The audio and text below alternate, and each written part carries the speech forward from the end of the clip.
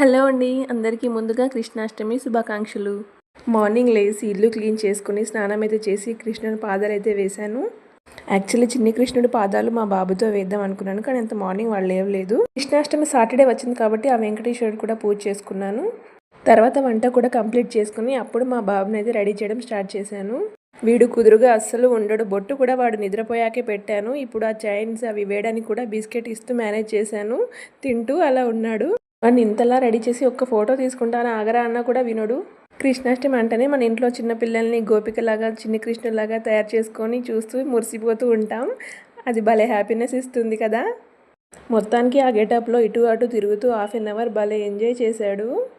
Last year Krishnashtami కూడా ready చేశాను, but అప్పుడు వాడు చిన్నగా ఉన్నాడు.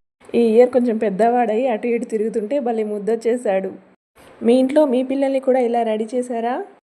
ఇలాంటి మరిన్ని వీడియోస్ కోసం నా ఛానల్ని లైక్ చేసి సబ్స్క్రైబ్ చేసుకోండి.